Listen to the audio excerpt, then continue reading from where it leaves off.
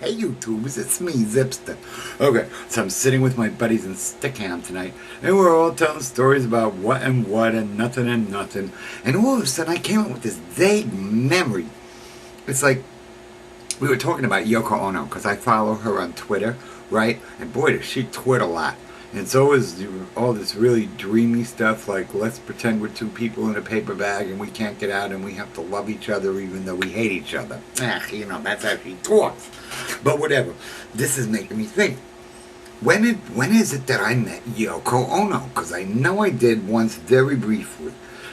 Then I figured it out. It's like, I gotta think about this shit. And meanwhile, they're all like, make a video about it. I'm like, no, I gotta flesh it out a little bit first, because I don't even remember how this circumstance all came around. I had an opportunity to meet John Lennon once, and I turned it down because it would have made me puke on my shoes, because I was so, oh my God, John Lennon, no, I can't. Anyway, so, then I figured it out. Bob Gruen, you can look it up if you don't believe me that I'm making this shit up. Gruen. Bob Gruen was a photographer in New York City who used to take photographs of what was going on the scene. And I was part of the scene at like Max's Kansas City and Club 82 and all that shit. So Bob Gruen and I became friends. So, okay, I think it was Sean Lennon's, that's John and Yoko's kid. I think it was Sean Lennon's 8th birthday.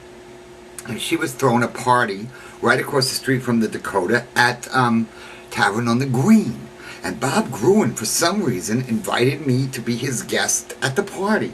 I'm like, oh, this is fabulous.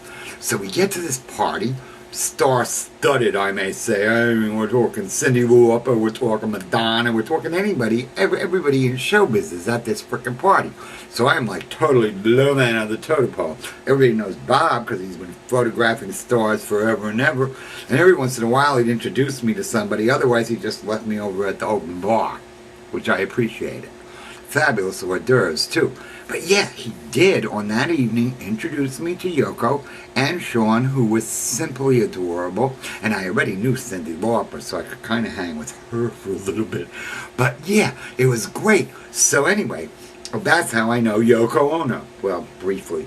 Then when I told you before, when I started following her on Twitter, she sent me that beautiful note, which I found out she sends to every frickin' buddy.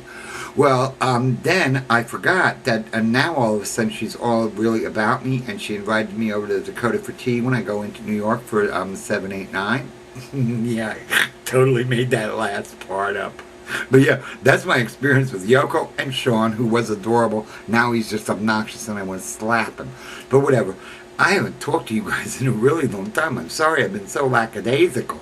But I'm rehearsing with my band because we're doing this casino gig that is scaring the shit out of me. Anyway, I'm going to come back at you real soon, okay? And that's all I had to say. So thank you. Yoko, oh no. She kills me.